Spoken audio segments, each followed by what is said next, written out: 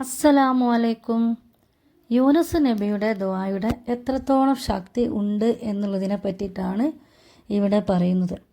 മീനിൻ്റെ വയറ്റിൽ അകപ്പെട്ട യൂനുസ് നബിയുടെ പ്രാർത്ഥനയാണിത് താഴെ കൊടുക്കുന്നത്. എന്താണ് ആ ദുആ?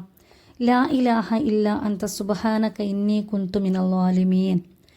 ആപത്തിലാവട്ടെ, രോഗം കൊണ്ട് പ്രയാസങ്ങൾ ഒക്കെ അനുഭവിക്കുന്നവരാകട്ടെ, ഇത് പതിവാക്കിയാൽ എല്ലാത്തിൽ നിന്നും നിങ്ങൾ രക്ഷപ്പെടും. അത് നിങ്ങൾ തവണ ഒന്നുമില്ല, കണക്കില്ലാണ്ട് നിങ്ങൾ ഈ ഒരു ദുആ ചൊല്ലുക. ഇനി തുർമിദിയും ഹാക്കിമും അഹമ്മദും ബൈഹക്കിയും ഒക്കെ നസായും ഒക്കെ റിപ്പോർട്ട് ചെയ്യുന്ന ഈ ഒരു ഹദീസിൽ തന്നെ നബി സല്ലല്ലാഹു അലൈഹി വസല്ലമ പറഞ്ഞിട്ടുള്ളൊരു കാര്യമുണ്ട്. മീനിൻ്റെ വയറ്റിൽ അകപ്പെട്ടപ്പോൾ യൂനുസ് നബി ചൊല്ലിയ മുകളിൽ പറഞ്ഞ ദുആ കൊണ്ട് ദുആ ചെയ്താൽ അള്ളാഹു സ്വീകരിക്കാതിരിക്കുകയില്ല എന്ന്. അപ്പോൾ എത്രത്തോളം ആ ഒരു ദുആക്ക് ശക്തി ഉണ്ടെന്ന് നിങ്ങൾ മനസ്സിലാക്കണം. ശത്രുക്കളുടെ ഷർറിൽ നിന്നും രക്ഷ പ്രാപിക്കാൻ നിത്യവും 1000 പ്രാവശ്യം പതിവാക്കുക. അതുപോലെ തന്നെ ആപത്തിൽ, രോഗത്തിൽ, വൻ പ്രയാസങ്ങളിലൊക്കെ നിങ്ങൾ ഈ ഒരു ദുആ എടുത്തുവെച്ച് ചൊല്ലുക.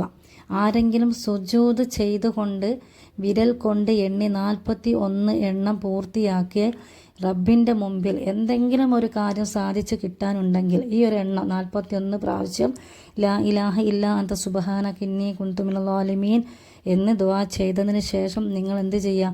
നിങ്ങളുടെ കാര്യം എന്ത് തന്നെ ആയാലും റബ്ബിൻ്റെ മുമ്പിൽ പറയുക. ഇൻഷാ അല്ലാഹ് ആ ദുആക്ക് ഉത്തരം പെട്ടെന്ന് തന്നെ കിട്ടുന്നതായിരിക്കും.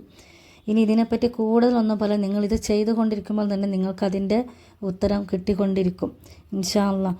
പിന്നെ ഇതെങ്ങനെയൊക്കെയാണ് ഇതാക്കേണ്ടതെന്ന് കൂടി പറഞ്ഞു തരാം.